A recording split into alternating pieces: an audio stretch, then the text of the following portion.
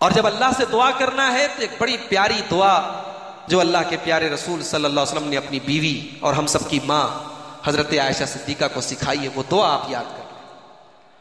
اللہم انی اسألک من الخیر کلہ عاجلہ وآجلہ ما علمت منہ وما لم اعلم. اے اللہ میں تجھ سے سوال کرتا ہوں نیکیوں کا، بھلائیوں کا، عاجلہ جو مجھے دنیا میں مل جائے، وآجلہ جو آخرت میں مل جائے، ما علمت منہ جو میں جانتا ہوں، وما لم اعلم جو میں نہیں جانتا ہوں، وَأَعُوذُ بِكَ مِنَ الشَّرِّ كُلِّهِ عَاجِلِهِ وَعَاجِلِهِ مَا عَلِمْتُ مِنْهُ وَمَا لَمْ أَعْلَمْ. اور اے اللہ میں تمام قسم کی برائیوں سے تیری پناہ چاہتا ہوں، جو مجھے جلدی ملنے والی ہے اس برائی سے بھی، جو تاخیر سے ملنے والی اس برائی سے بھی، جس کے بارے میں میں جانتا ہوں اس برائی سے بھی، جس کے بارے میں میں نہیں جانتا اس برائی سے بھی. اللہم انی اسألک من خیر ما سالک بہ عبدک و نبیک. اے اللہ میں ان تمام چیزوں کا تجھ سے سوال کرتا ہوں جو تیرے بندے تیرے نبی جناب محمد رسول اللہ صلی اللہ علیہ وسلم نے تجھ سے مانگی ہے.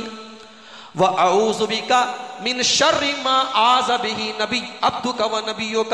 اور میں ان تمام بری چیزوں سے تیری پناہ چاہتا ہوں جو تیرے بندے اور تیرے نبی نے جن سے تیری پناہ مانگی ہے.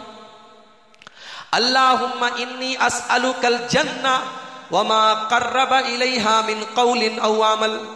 اے اللہ میں تجھ سے جنت کا سوال کرتا ہوں، اور میں ہر اس قول اور عمل کا سوال کرتا ہوں جو جنت کے قریب لے کر جانے والا ہو. وَأَعُوذُ بِكَ مِنَ النَّارِ.